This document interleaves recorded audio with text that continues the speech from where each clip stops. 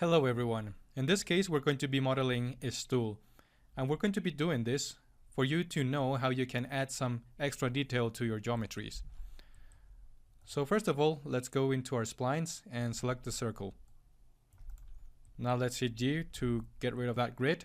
Let's go to our modifiers and make sure that your interpolation is at 100, and let's just type in 20 centimeters for our radius. Next, I'm going to right click and convert this to an edit poly so that we have this surface. Let's go to our clay mode and the F4 obviously. So I'm just going to right click again by choosing my polygon first. Let's go to Extrude and I'm going to give this 5 centimeters. Now let's add some supports for this tool. So first of all, I'm going to select my whole geometry with my element. However, if I want to see through while I'm selecting my polygons, I can just go ahead and push the F2 key. So this way, I'm still selecting all of my polygons, but I can actually see through them. Now let's go to our edit geometry. And to make these supports, I'm going to just slice this geometry to have an extra polygons that I can extrude down. So I'm just going to select the slice plane. I'm going to hit the E for rotation, snaps on, and let's just snap this to 90 degrees. Now let's go to our top view and make sure that we are in the orthographic mode. Now let's press F3 and I'm going to slice this just above the midpoint. Okay, so slice there, and now just a little bit underneath our midpoint, maintaining a certain symmetry here. So let's hit R2 for our edges. I'm going to just select these two edges and connect them. So let's go to our Edit Edges tab. And let's hit 2 here. And now I'm also going to want to connect these two edges by selecting, again, Connect. But this time, I only want one connection. And finally, these 3 edges, I also want one connection. So notice that I have 4 polygons now, which are going to be basically my supports.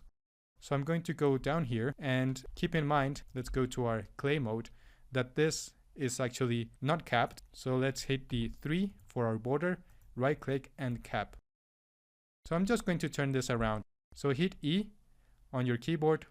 Now make sure that you have your snaps on, and actually let's deselect everything first. And let's just rotate this like this at 180 degrees. So that we have those supports underneath, obviously. So I'm just going to grab these 4, and I now actually want to see what I'm selecting. So I'm just going to press F2 for now. Now I'm going to right click and extrude. And let's say that this stool will have around 80 centimeters. Now one thing to keep in mind is that these are actually all in one single element. So if I pick this polygon here and move it like this, it's going to move the whole mesh. So what we need to do is just to select these 3 faces like this. And now I'm going to go to my edit geometry and detach them. I'm not going to detach them as element or clone, so I'm just going to hit OK.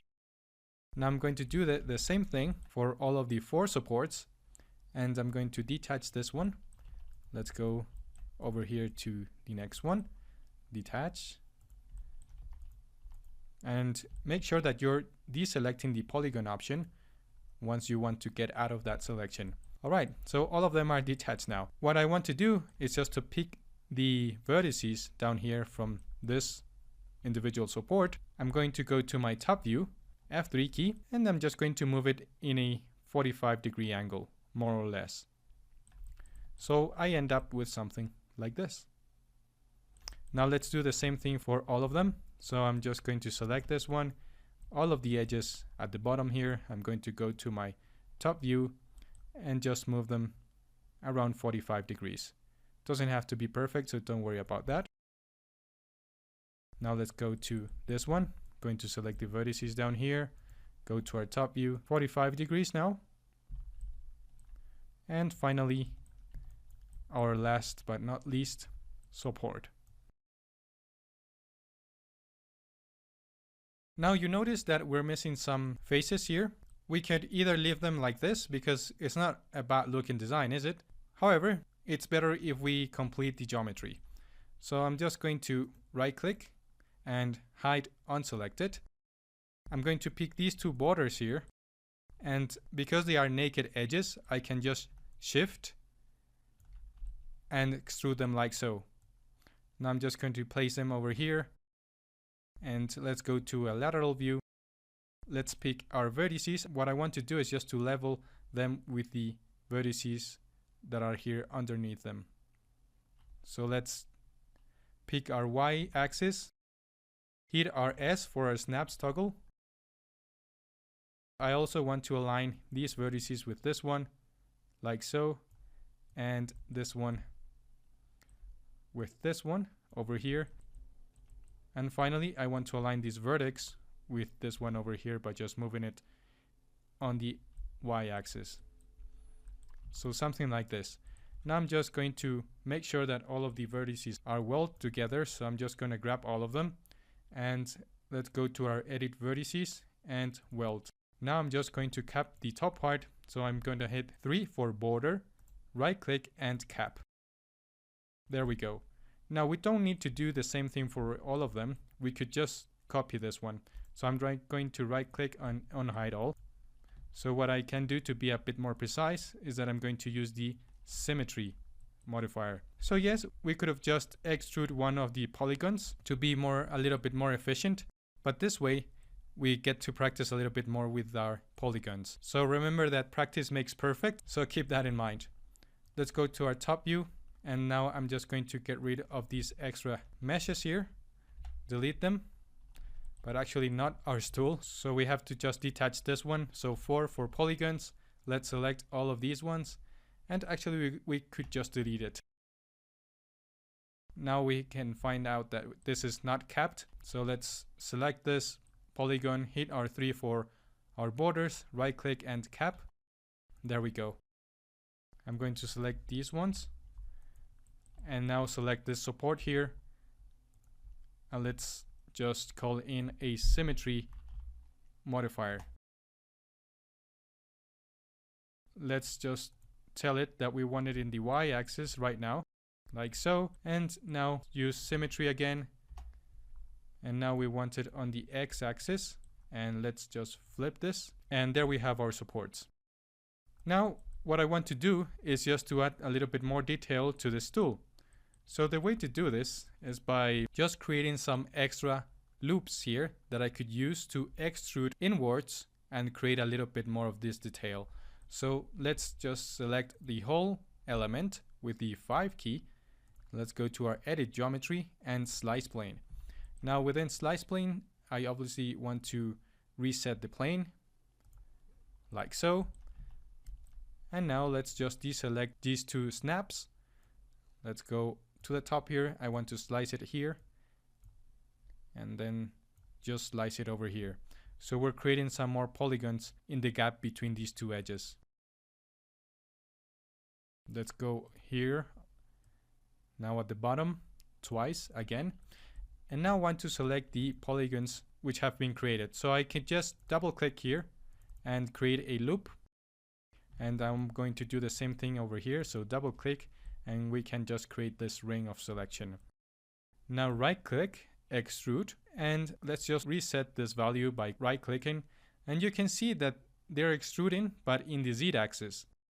So we can just fix this by going into the group option. I don't want to be extruding them as a group, but actually in the normal direction. So local normal, and now let's extrude this inwards. Try 1 centimeter, -1. And now I'm just going to add a turbo smooth to this. So I'm going to again select the whole element, slice plane, and let's go all the way to the top here. And because I'm going to use the turbo smooth, I need to just create some support loops here. So slice plane here, and we can actually be a bit more efficient by using the swift loop option. So let's just put in these supports on the edges. We already know what these are for. We've done this plenty of times now. So let's go and secure all of our edges here. All right, just one more and one down here. Now let's apply a turbo smooth.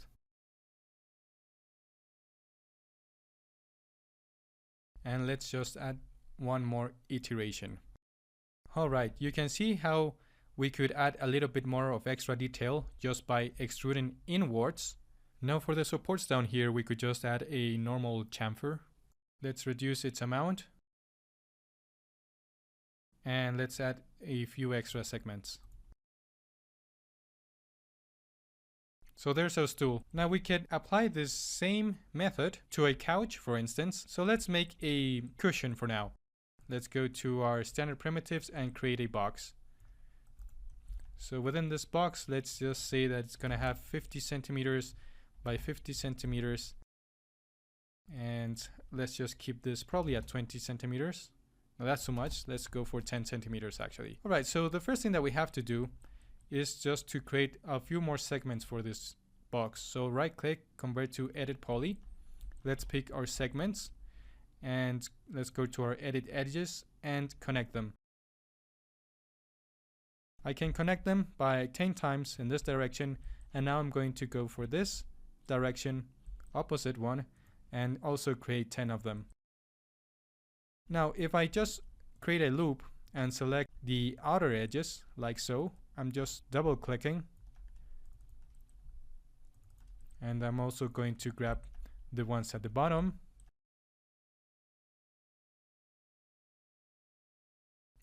So I'm going to create a chamfer.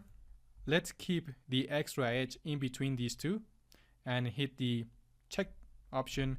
Now let's select the middle one like so in the upper part and also in the bottom part, which is this one right here. Now I'm going to chamfer this one again. So right click and chamfer, but this time it's not going to be a 0.5 centimeters, but half of it, 0.25. I'm going to get rid of that extra edge in between them. So actually 0.2 might be too much. So let's go for 0.15. So now I want to ring this selection. So I'm just going to double click in the upper part and bottom part again, like this. Now I'm just going to right click, extrude, reset this and make sure that you are at local normal and just extrude inwards negative 0.2 and check, like so. I want to add some extra edges in between these, so I'm just going to go to the lateral view, select my edges and connect them. Let's connect them 5 times. Now what I want to do is just to add a turbo smooth. So let's call in a turbo smooth modifier. We can add an extra iterations, and there we go. Now to add some extra detail, I can also bring in an FFD 4x4. Let's go to our control points and select the top control points and just pull them upwards just a little bit, like this. Now the next thing that we could do is just to add a few details to this cushion, and we can do that by getting an edit poly. Let's select all of our vertex, and I'm going to use the soft selection for this. Go and apply use soft selection option, and with my paintbrush I can just add a few more details to this. So let's reduce the brush size just a tiny bit more. Let's leave it at 5 centimeters. I'm going to go to my top view, and now I'm just going to select the vertices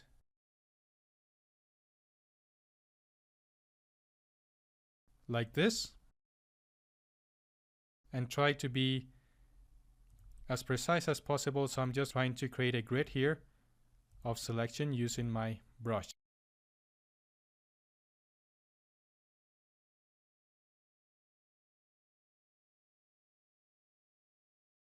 So what I want to do is just to drag them downwards and create a little bit of extra detail for this cushion.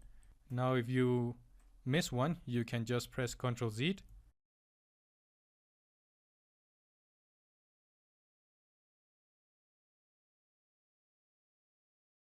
And now once we select all of them, I can just start pulling them down, and you can see how I've created a little bit more detail to this cushion. Now I can apply again an FFD 4x4 and just add a little bit more of detail by maybe selecting this control points and making it a little bit more irregular, just like a cushion.